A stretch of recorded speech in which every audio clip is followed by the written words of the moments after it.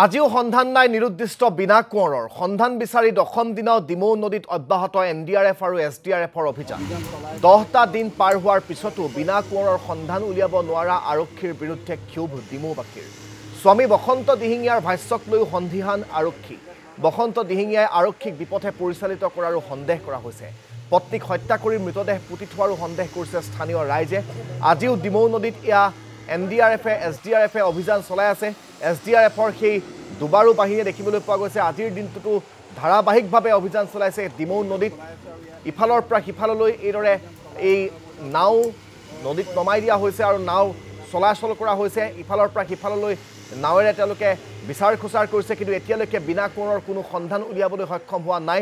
দশম দিন অতিক্ৰম কৰাৰ পথত কিন্তু এতিয়ালৈকে এনডিআৰএফ আৰু এছডিআৰএফে যুটীয়াভাৱে অভিযান চলাই বিনা কোঁৱৰৰ কোনো সন্ধান উলিয়াব পৰা নাই ডিমৌ নদীত আমাক মৃদুল বুঢ়াগোহাঁই গোটেই বিষয়টো সন্দৰ্ভত আজিৰ দিনটোৰ আপডেটসমূহ জনাব হয় নিৰুদ্দিষ্ট বিনা কোঁৱৰৰ সন্ধানত ইতিমধ্যে আজিও চলিছে অভিযান সহযোগী উৎপলে দেখাইছে ডিমৌ নদীত ইতিমধ্যে এছডিআৰএফ বাহিনীয়ে তেওঁলোকে মেচিন নাওলৈ অভিযান চলাই আছে এইখনেই হৈছে ডিমৌ নদী আৰু ডিমৌ নদী এই এতিয়া ডাঠ মেটেকানি অঞ্চলত পুৱাৰে পৰা অভিযান চলিছে আৰু 14 মাৰ্চৰ পৰা এইগৰাকী মহিলা সন্ধানহীন হৈ আছে আৰু স্বামী বসন্ত দিহিঙীয়াই তেওঁক হত্যা কৰি ডিমৌ নদীত পেলাই দিয়া বুলি আৰক্ষীৰ আগত স্বীকাৰোক্তি দিছিল আৰু তাৰ পিছতে আচলতে ঘটনাই নতুন মূৰ লৈছিল আৰু আজি 4 দিন ধৰি এছডিআৰএফে তেওঁলোকে অভিযান চলাই আছে আজি পঞ্চম দিনত ভৰি দিছে আৰু এছডিআৰএফ আৰু এনডিআৰএফৰ 4খনকৈ মেচিন নাৱে তেওঁলোকে ধাৰাবাহিকভাৱে অভিযান চলাই আছে কিন্তু আজিও কোনো সংহত ওলোৱা নাই আৰু ডিমৌ নদী এই যি অংশ এই অংশত আচলতে ডাঠ মেটেকা আছে আৰু এই মেটেকাসমূহতে লাগি আছে বুলি আচলতে আৰক্ষীয়ে সন্দেহ প্ৰকাশ কৰিছে যাৰ বাবে কালিৰ পৰা ইয়াত অভিযান চলাই আছে কিন্তু ধাৰাবাহিক অভিযান চলাই থকাৰ পিছতো আচলতে কোনো ধৰণৰ তেওঁলোকে সন্ধান লাভ কৰিবলৈ সক্ষম হোৱা নাই আৰু ৰাইজে এতিয়া উৎসুকতাৰে বাট চাই আছে বিনা কোঁৱৰ জীৱিত হওক বা মৃত অৱস্থাত আচলতে উদ্ধাৰ কৰিব লাগে আৰু পৰিয়ালৰ লোকেও সেয়া দাবী কৰিছে আৰু কিন্তু অতি লক্ষণীয় বিষয় যে আৰক্ষীয়ে যিখিনি কৰিব লাগে এছডিআৰএফ বাহিনীৰ সহযোগত তেওঁলোকে কৰি আছে তথাপিও কিন্তু কোনো ধৰণৰ সংহত লাভ কৰা নাই আৰু আমি হয়তো যিগৰাকী বসন্ত দিহিঙীয়াই তেওঁ আচলতে আৰক্ষীক বিপথে পৰিচালনা কৰি আচলতে ক'ৰবাত মৃতদেহ পুতি থৈছে নি তেনেধৰণৰ সন্দেহ প্ৰকট হৈছে আমি স্থানীয় এগৰাকী ব্যক্তিৰ পৰা আমি জানিব বিচাৰিম আমাৰ এগৰাকী ছাত্ৰ সংগঠনৰ তেওঁ বিষয়ববীয়া আছে কি ক'ব আচলতে আজি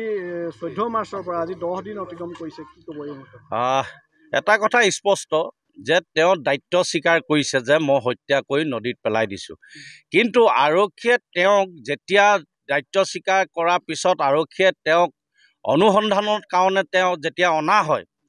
কিন্তু তেওঁক যিকেইটা কথা কৈছে হয়তো আৰক্ষীক বিপথে পৰিচালিত কৰিছে লিখা আমাৰ সন্দেহ হৈছে কাৰণ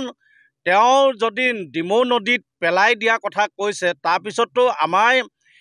এছডিএফ বাহিনী এনডিএফ বাহিনীয়ে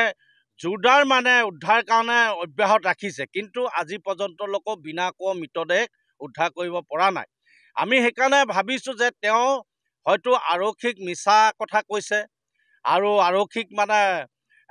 বিভ্ৰান্তি সৃষ্টি কৰিছে যে এইটো তেওঁ ডিমৌ নদীত পেলাই দিছে আমি সেইটাৰ কাৰণে এটা ক'ব বিচাৰিছোঁ আৰু আমাৰ শিৱসাগৰ উকিল সন্থাকো আমি ক'ব বিচাৰিছোঁ অধিবক্তা সন্থাক আমি ক'ব বিচাৰিছোঁ বসন্ত দিহিঙা ওৰফে মুন দিহিঙাৰ কাৰণে কোনো ক্ষেত্ৰত যেন ওকালতি নকৰে কাৰণ এগৰাকী নাৰীয়ে আমি ন্যায় পোৱাটো বিচাৰিছোঁ এজন স্বামীয়ে যদি এগৰাকী নাৰীক যদি তেওঁ যদি ভালদৰে ন্যায় মানে ৰাখিব নোৱাৰি তেওঁ হত্যা কৰি যদি নদীত পেলাই দিবলগীয়া হয় সেইকাৰণে আমি এই কথাখিনি কৈছোঁ যে আমাৰ অধিবক্তা সন্থাক কৈছোঁ যে কোনো ক্ষেত্ৰত যেন ওকালতি নকৰে এগৰাকীক নাৰীক মানে ন্যায় দিয়াটো আমি কামনা কৰিছোঁ আৰু তেওঁ যিহেতু ডিমৌ নদীত তেওঁ পেলাই দিয়া কথা কৈছে এই পেলাই দিয়া কথাটো হয়তো আৰক্ষীক বিভ্ৰান্তি সৃষ্টি কৰিছে নেকি আমি সেইকাৰণে উচ্চ পদস্থ বিষয়াক এই বিষয়টো এটা গুৰুত্ব সহকাৰে ল'বৰ বাবে আমি আহ্বান জনাইছোঁ হয় আচলতে আৰু এছডিআৰএফৰ যিগৰাকী বিষয়া তেওঁলোকো আছে আমি তেওঁৰ পৰা জানিব বিচাৰিম আমি অকণমান আপোনাৰ পৰা জানিব বিচাৰিছোঁ আজি 5 দিন ধৰি অভিযান চলি আছে কিন্তু ব্যৰ্থ আপোনালোকে কোনো সংহত লাভ পোৱা নাই কি ক'ব অভিযান সন্দৰ্ভত আজিও কৰা হৈছে অলৰেডি 5 দিন কৰিলোৱে আজি চাওঁচোন আজি কিজানি পাবও পাৰোঁ মেটেকাওখিনিও আঁতৰোৱা হৈছে আৰু এনডিআৰএফ টিমেও আমাৰ লগতে সমান্তৰালভাৱে অভিযান চলাই আছে হয় আচলতে ধন্যবাদ জ্ঞাপন কৰিছোঁ আপোনাক মৃদুল বুঢ়াগোহাঁই আমাক পোনপটীয়াকৈ ডিমৌ নদীৰ পাৰৰ পৰা এই বিনা কোঁৱৰৰ সন্ধানত যি NDRF SDRFৰ যুটীয়া অভিযান সেই অভিযানৰ সবিশেষ জনোৱাৰ বাবে